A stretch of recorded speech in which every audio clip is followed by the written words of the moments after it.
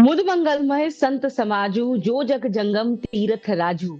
जी हाँ संतों को लेकर के भगवान राम ने और तुलसीदास जी ने सभी ने संतों के चरणों चरणों की वंदना की है और हम भी कर रहे हैं चरण वंदना। हमारे साथ है इस वक्त निरंजनी पीठाधीश्वर आचार्य महामंडलेश्वर श्री श्री 1008 आचार्य कैलाशानंद जी महाराज। महाराज जी आपको बहुत बहुत प्रणाम। तो दक्षिणेश्वर काली मंदिर, चंडी घाट, हरिद्वार के भी महाराज जी जो है स्वामी है और देश के प्रतिष्ठित संत वर्षों वर्षों से यहाँ पर लोगों को आध्यात्म और धर्म के क्षेत्र में लगातार उन्नति कैसे हो ये सब बताने वाले महाराज जी। और महाराज जी सबसे संत समाज में आह्लाद कितना है, ये जो मौका है जिसका संघर्ष तो 500 वर्षों का है और हर पीढ़ी के संतों ने इस क्षण का इंतजार किया है, इस क्षण की प्रतीक्षा की है। तो महाराज जी संत समाज में कितना आह्लाद है 22 जनवरी का? रीना बहन, संतों की अगर आह्लादित की बात हम करें तो रामाय राम भद्राय रामचंद्राय वेधसे रघुनाथाय नाथाय श्री सीताय पतये नमः। रामो राजमणि सदा विजयते रामं रमेशं भजे रामेणाभिहता निशाचर चमु रामाय तस्मै नमः। आज केवल साधु संत ने आपने एक छुपाई बोला, मुद मंगलमय संत समाजू जो जग जंगम तीरथ राजू। सुकृति संभूतन, आगे की चौपाई है, सुकृति संभूतन विमल विभूति मंजुल मंगल मोद प्रसूति जन मन मंजू मुकुर मल हरणी किए तिलक गुण गण बस करणी। गोस्वामी तुलसीदास जी महाराज इस चौपाई को लिखते हैं। ये अयोध्या तीर्थराज प्रयाग बट वृक्ष के नीचे का प्रसंग है कि बट विश्वास चल निज धर्मा तीर्थ राज समाज सुकर्मा सुकृति संभूतन विमल विभूति मंजुल मंगल मोद प्रसूति। बट का बरगद की जो छाया है वो सनातन की छाया है और भगवान राम बट वृक्ष है सनातन के।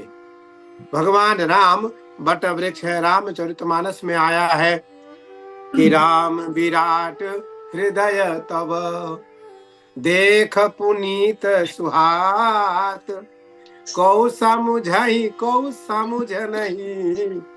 जैन विपति रघुनाथ। भगवान राम जब कृपा करते हैं तो सब लोग समझ पाते और भगवान राम जब किसी पर कृपा नहीं करते तो भगवान राम का यह तत्व लोग नहीं समझ पाते। भगवान राम ने अयोध्या के लिए कहा कि अवध प्रभाव जान तब प्राणी जब बसेउ राम धनु पानी। अयोध्या का महत्व को, अयोध्या के प्रभाव को आदमी तभी जान पाएगा जब राम जी कृपा करेंगे, जब राम जी की कृपा होगी। विषय यहाँ इस समय प्रवचन और सत्संग का नहीं है, विषय इस समय यहाँ आह्लादित का है, अत्यधिक प्रसन्नता की है। भगवान राम आज अयोध्या में है, इसका यह प्रमाण है कि अयोध्या आज संपूर्ण सनातनियों का वैभव स्थान बना हुआ है और भगवान राम अयोध्या में विराजमान होंगे। उसको लेकर के सुर असुर किन्नर नर नारी बहु बरसे बहु सुमन बिहारी। भगवान राम के ऊपर आज सुर असुर किन्नर गंधर्व नाग और नारी सभी लोग पुष्प की वर्षा करेंगे, पुष्प की वर्षा करेंगे। वो हो सकता है पुष्प की वर्षा हमसे न दिख पाए, हम उसे न देख पाए, लेकिन जो अनुभव कर पाएंगे, जो श्रेष्ठ सज्जन लोग हैं, जो ध्यान करने वाले हैं, उपासना करने वाले हैं, वो इसका अनुभव कर पाएंगे। इसलिए आज साधु संतों की तो बात ही नहीं है, आज संपूर्ण सनातनियों की आह्लादित की सीमा नहीं है।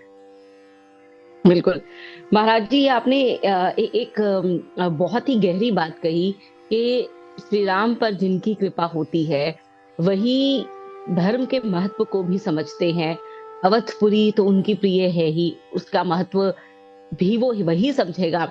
अब कहा ये जा रहा था कि जिन्हें श्री राम ने बुलाया है तो उन पर तो कृपा है ही इस प्राण प्रतिष्ठा समारोह के लिए, लेकिन महाराज जी ऐसे लोग हैं जिन्हें बुलाया गया है, ससम्मान बुलाया गया है, वे वहां नहीं जा रहे हैं, उनके पास अपने अपने तर्क वितर्क या फिर कभी कभी कुतर्क भी हैं।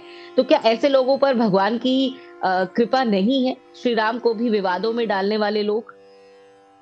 योग लगन रामचरितमानस की एक चौपाई है रीना बहन। योग लगन ग्रह वार तिथि सकल भय अनुकूल, चर अरु अचर हरस जुत राम जन्म सुख मूल। कि नवमी तिथि मधुमास पुनीता, शुक्ल पक्ष अभिजित हरि प्रीता। मध्य दिवस अति शीतल घामा, पावन काल लोक विश्रामा। योग लगन ग्रह वार और तिथि ये जब 5 अनुकूल होते हैं तो भगवान राम के कार्य में जाने का अवसर या राम को आने का अवसर धरा पर प्राप्त होता है। और राम केवल भारत में क्यों आते हैं? राम किसी अन्य देश में क्यों नहीं आए? राम केवल भारत में आते हैं क्योंकि भारत के लिए आया है। भगवान राम ने कहा कि वैकुंठ नहीं, अयोध्या सबसे बड़ा है। यद्यपि सब वैकुंठ बखाना, वेद पुराण विदित जग जाना, अवधपुरी सम प्रिय नहीं सोऊ, यह प्रसंग जाने को कहूं। और भगवान राम ने कहा कि अयोध्या वासिनः सर्वे जगन्नाथ मूर्तयः, अयोध्या के जो निवासी हैं, अयोध्या में जो रहने वाले पशु पक्षी जीव जंतु हैं, जो मानव है, श्रेष्ठ महात्मा है, साधु संत है, सज्जन है, भक्त है, उसकी तो कोई सीमा ही नहीं है। लेकिन जो अयोध्या में पशु पक्षी रहते हैं वो भी जगन्नाथपुरी मूर्ति के समान है। जगन्नाथपुरी मूर्ति के समान एक ऐसा छोटा सा मौखिक प्रमाण आता है, कोई शास्त्र प्रमाण नहीं है, कि अयोध्या अन्यत्र का सिद्ध और अयोध्या का गिद्ध, अन्यत्र का सिद्ध और अयोध्या का गिद्ध दोनों बराबर है। इसलिए अयोध्या का जो पशु पक्षी है वो जगन्नाथपुरी मूर्ति के समान है। हम सब भगवान शिव के सेवक हैं, भगवान शिव के अनुयायी हैं, शैव्य परंपराओं के आचार्य हैं, संन्यास परंपराओं के आचार्य हैं। लेकिन भगवान शिव के लिए आया है कि भगवान शिव वैष्णवानाम यथा संभव, वैष्णवों में सर्वश्रेष्ठ भगवान शिव है। और भगवान शिव ने जब राम जी की चरित्र को लिखा तो भगवान राम जी के चरित्र को लिख करके शिव ने कहाँ रखा? अपने हृदय में। कि रचि महेश निज मानस राखा। निज मानस, देखो संयोग से हमारे सामने रामचरितमानस है। अभी हमारे हरिद्वार के पूर्व विधायक हैं, उन्होंने मुझे यह अभी एक पल पहले रामचरितमानस ला करके भेंट किया। रामचरितमानस ला करके भेंट किया तो रामचरितमानस का जब लेखन गोस्वामी तुलसीदास जी ने लिखा तो गोस्वामी तुलसीदास जी ने क्या कहा? कि रचि महेश निज मानस राखा, पाई सुसमय शिवासन भाखा। भगवान शिव ने राम जी के चरित्र को लिखा और अपने में रखा, अपने हृदय में रखा। अब जब अच्छा समय दिखाई पड़ा, भगवान शिव को अच्छा समय लगा, तो भगवान शिव ने पार्वती को यह बात बताई राम जी के चरित्र के बारे में। इसी प्रकार आज सनातन के लिए गौरव और सौभाग्य का विषय है, यह अलौकिक क्षण है, दुर्लभ क्षण है कि आज संपूर्ण सनातनियों के लिए राम अयोध्या में भव्यता पूर्वक दिव्यता पूर्वक और अपनी वैभव के साथ, भगवान राम क्या है? सार्वभौम थे। पृथ्वी जब सत्ता में भगवान राम थे, राम का राज्य था, उस समय दैहिक दैविक भौतिक तापा राम राज्य का नहीं व्यापा। दैहिक दैविक भौतिक तापा राम राज्य काहू ही नहीं व्यापा। राम के राज्य में ना ही कोई दैहिक दुखों से दुखी होता था, दैविक ना देवताओं का कोई कोप था, दैहिक दैविक भौतिक ना भौतिक कोई किसी प्रकार का किसी को ताप था। तो राम का राज्य था और राम पूरब से पश्चिम और उत्तर से दक्षिण राम का राज्य था। उत्तर से दक्षिण और पूरब से पश्चिम राम का राज्य था, इसलिए राम को सार्वभौम कहा गया। और राम जी की इच्छा जिस पर हो, बताया गया है कि बिनु सतसंग विवेक न विवेक होई, न होई, राम कृपा बिनु सुलभ न सोई। सुलभ न सोई। कुछ कहने की आवश्यकता ही नहीं है, गोस्वामी जी ने तो पहले ही कह दिया है कि बिनु सत्संग, सत्संग संतों के संग के बिना विवेक की जागृति नहीं होगी, और राम के बिना यह सुलभ नहीं होगा। राम के बिना संतों का दर्शन भी प्राप्त नहीं होगा, और संतों के दर्शन, संतों के सत्संग के बिना मुझे लोग जान नहीं पाएंगे जब तक मैं कृपा स्वयं नहीं करूंगा। इसलिए मुझे ऐसा प्रतीत होता है कि जिसको भगवान ने बुलाया है उसको तो मानो भगवान ने याद किया ही किया है, लेकिन जिसको भगवान ने याद नहीं किया उसको भी भगवान के प्रेरणा से निमंत्रण गया, और उस निमंत्रण को अस्वीकार करने वाला प्राणी मुझे लगता है अभागा है, अभागा है। चलिए, अब उनके भाग्य उनके साथ। महाराज जी, एक सवाल बहुत कर रहे हैं कि प्राण प्रतिष्ठा का जो क्रम है वो कितना सही है, वो क्या होना चाहिए? ना बहन, प्राण प्रतिष्ठा, देखो बहुत अच्छी हाँ बात कही जी। आपने। प्राण प्रतिष्ठा, प्राण प्रतिष्ठा के लिए आया है कि सबसे पहले योग, योग, योग कैसा होना चाहिए। फिर आया है लगन, योग लगन। फिर आया है वार, दिन, योग लगन ग्रह, योग लगन ग्रह वार तिथि, ग्रह और फिर वार और तिथि। ये 5 जब अनुकूल हो तो प्राण प्रतिष्ठा का मुहूर्त श्रेष्ठ होना चाहिए। और आज मुझे, जब मैं सभी के मुख से सुन रहा हूँ, प्राण प्रतिष्ठा पे अलग अलग लोगों का सवाल, अलग अलग क्वेश्चन लोगों के उठ रहे हैं। मुझे लगता है मैं आपके माध्यम से पूरे देश को यह बता देना चाहता हूँ कि प्राण प्रतिष्ठा का मुहूर्त इसलिए श्रेष्ठ है। मैं आपको यह बात इसलिए बता रहा हूँ कि लोगों को पता लग जाए। अब आप देखो, सबसे पहले तिथि की बात आती है। तिथि कौन सी है? तो तिथि कूर्म द्वादशी है। 22 जनवरी को तिथि क्या है? कूर्म द्वादशी। कूर्म किसे कहते हैं? 12 भगवान को, कूर्म अवतार, कच्छप अवतार। भगवान विष्णु का ही कच्छप अवतार है, भगवान राम का ही कच्छप अवतार है। कच्छप अवतार, उसको कूर्मा अवतार कहते हैं। साल में 1 या 2 बार ये एकादशी और या द्वादशी आती है, तो उस दिन कूर्म द्वादशी है। कूर्म द्वादशी है तिथि, कूर्म द्वादशी है।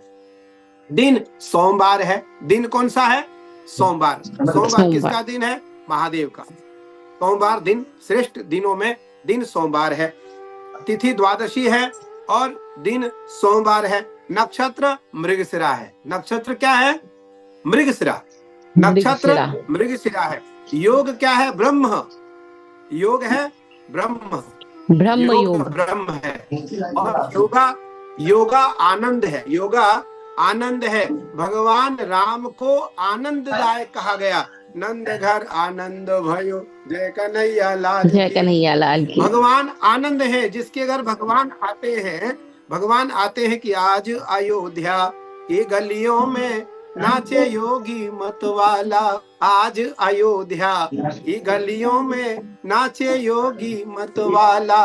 चमक क्षमा छम नाचे योगी, चमक क्षमा छम नाचे योगी, देखूंगा दशरथ लाला। आज अयोध्या की गलियों में झूमे योगी मतवाला। तो योगा क्या है? आनंद है। अब मैं उन लोगों से पूछना चाहता हूं जो इस मुहूर्त पर क्वेश्चन उठा रहे हैं, सवाल उठा रहे हैं, क्योंकि मैं अपनी बात तो कर नहीं रहा हूं, मैं तो ज्योतिष की और शास्त्र की, पंचांग की बात कर रहा हूं कि तिथि क्या है। इसीलिए महाराज जी हम चाहते थे कि आपके जरिए ये पूर्णतः स्पष्ट हो जाए एक बार कि क्यों ये सर्वश्रेष्ठ मुहूर्त है। प्राण प्रतिष्ठा को लेकर जो सवाल उठ रहे थे, उन सबके जितने संशय हैं वो सब स्पष्ट हो जाए। हाँ, तो रीना बहन, सबसे पहले पुनः तिथि में दोहरा रहा हूं आपके माध्यम से। तिथि कूर्म द्वादशी है, दिन सोमवार है, नक्षत्र मृगशिरा है और योग ब्रह्म है। सबसे पहले योग ब्रह्म है। दूसरा योगा जो है वो आनंद है और मिथुन राशि का चंद्रमा है। मिथुन राशि का चंद्रमा है। अभिजीत मुहूर्त है। अभिजीत मुहूर्त है। जिस समय 12:32 पर प्रतिष्ठा, 29 मिनट पर प्रतिष्ठा हो रही है, उस समय अभिजीत मुहूर्त है और सर्वार्थ सिद्धि अमृत योग है। सर्वार्थ सिद्धि अमृत योग है। जिन ज्योतिषकार ने यह मुहूर्त निकाला है, निसंदेह वो ज्योतिषकार कोई सामान्य ज्योतिषकार नहीं, काशी विद्वत परिषद के ज्योतिषकार है वो। और मैंने इसको जब देखा कि ये मुहूर्त क्या है, इस मुहूर्त पर क्यों विषयांतर हो रहा है, इस मुहूर्त पर क्यों लोगों के सवाल उठ रहे हैं, तो यहाँ आया कि ये तो श्रेष्ठ मुहूर्त है। और भारतीय परंपराओं को लेकर के यह मुहूर्त इतना श्रेष्ठ है कि इस मुहूर्त में भगवान राम यदि आएंगे तो देश में आनंद ही आनंद आएगा। आनंद ही जो आनंद, गोस्वामी तुलसीदास जी महाराज लिखते हैं कि जो आनंद सिंधु सुख राशि, सी करते त्रयलोक सुपासी, सो सुख धाम राम अस नामा, पावन काल लोक विश्रामा। भगवान आनंददायक है, इसलिए उन्हें अखिल आनंददायक कहा गया है। तीनों त्रिलोक में 14 भुवन एक पति होई, गोस्वामी जी लिखते हैं। क्योंकि यहाँ भागवत गीता को छूना सही नहीं है, इस समय तो केवल रामचरितमानस की ही बात रखनी चाहिए। और मैं रामचरितमानस के जो प्रमाणित श्लोक हैं, रामचरितमानस के जो प्रमाणित चौपाई हैं, मैं उसको आपके माध्यम से समाज के बीच में रख रहा हूँ, समाज को, लोगों को पता लग सके। तो जो आनंद सिंधु सुख राशि, सी करते त्रैलोक सुपासी, सो सुख धाम राम असनामा, पावन काल लोक विश्रामा। भगवान राम आनंददायक हैं। और यह मुहूर्त में योगा आनंद का मिला। योगा क्या है? आनंद का। योग है ब्रह्म, योगा है आनंद। और मिथुन राशि के चंद्रमा है, चंद्रमा शीतल है। भगवान राम का स्वभाव शीतल है। भगवान राम को कभी आपने कठोर देखा? नहीं, भगवान राम सरल हैं, भगवान राम सहज हैं। तो मिथुन राशि के चंद्रमा में भगवान राम आ रहे हैं, मिथुन राशि के चंद्रमा में भगवान राम की प्रतिष्ठा हो रही है। तो निस्संदेह भारत को शांति और आनंद राम के द्वारा प्राप्त होगा। दूसरी बात, सर्वार्थ सिद्धि अमृत योग है। सर्वार्थ सिद्धि एक योग कहा गया है कि जब सर्वार्थ सिद्धि योग हो तो किसी और तिथि वार नक्षत्र को देखने की आवश्यकता नहीं पड़ती है। और उस दिन सर्वार्थ सिद्धि योग ही नहीं है, अपितु सर्वार्थ सिद्धि अमृत योग है। सर्वार्थ सिद्धि अमृत योग है। अब अमृत के योग के समय भगवान राम जब स्थापित होंगे तो राष्ट्र का क्या होगा, वो लोग विचार कर ले जो मुहूर्त पर क्वेश्चन और सवाल उठा रहे हैं। मैं तो उनको बता देना चाहता था कि ज्योतिषकार आपके बीच में आज जरूर होंगे, ज्योतिष आपके पास होंगे, ज्योतिष शास्त्र भी आप पढ़ सकते होंगे, पंचांग के माध्यम से तिथि को आप देख सकते हैं। मैं जो बोल रहा हूँ वो बिल्कुल कटु सत्य है और वो प्रमाणित है कि तिथि पूर्व द्वादशी है, दिन सोमवार है, नक्षत्र मृगशिरा है, ब्रह्म योग है, योगा आनंद है, और मिथुन राशि के चंद्रमा है, और सर्वार्थ सिद्धि अमृत योग है। इसलिए योग लगन ग्रह वार तिथि सकल भय अनुकूल, चर अरु अचर हरस जुत राम जन्म सुख मूल। भगवान राम किस तिथि में आए थे? मैं आपके माध्यम से देश से उन लोगों से पूछना चाहता हूं जो विरोधाभास उत्पन्न कर रहे हैं। राम नवमी तिथि में आए थे। कौन सी तिथि में आए थे बहनी? नवमी तिथि में, रामनवमी। रामनवमी। अब आप बताओ, नवमी तिथि तो रिक्त है, चौथ चतुर्दशी और नवमी। चौथ चतुर्दशी नवमी रिक्ता, जे जेता से अपने सिखता। आया है कि चौथ चतुर्दशी और नवमी ये 3 तिथि रिक्त माने गए हैं, लेकिन भगवान राम इन तिथियों में से नवमी तिथि को ही भगवान ने चुना। मैं तो इतना कहना चाहता हूँ, ये तो प्रमाणित मुहूर्त प्रतिष्ठा मुहूर्त है, लेकिन यदि अप्रमाणित भी होता तब भी भगवान यदि उस मुहूर्त में आते तो वह मुहूर्त सिद्ध हो जाता, वह मुहूर्त सिद्ध हो जाता। भगवान ने करके दिखाया कि नवमी तिथि मधु मास पुनीता, शुक्ल पक्ष अभिजित हरि प्रीता, मध्य दिवस अति शीतल घामा, पावन काल लोक विश्रामा। भगवान अष्टमी में नहीं आए, भगवान एकादशी में नहीं आए, भगवान पूर्णिमा में नहीं आए, भगवान अमावस्या में नहीं आए, भगवान द्वादशी में नहीं आए, भगवान षष्ठी में नहीं आए, भगवान प्रतिपदा में नहीं आए। भगवान ने नवमी का चयन किया, जिस नवमी में कोई शुभ कार्य नहीं करता है। भगवान ने कहा मैं इस नवमी तिथि में आकर के मैं यह सिद्ध करना चाहता हूँ कि मैं जिस तिथि में आऊंगा वो तिथि सिद्ध हो जाएगी। महाराज जी, इसी आपने मुहूर्त में पूरी स्पष्टता दे दी है। जो तमाम जो लोग हैं, जो देख रहे होंगे, सुन रहे होंगे, वो समझ जाएंगे।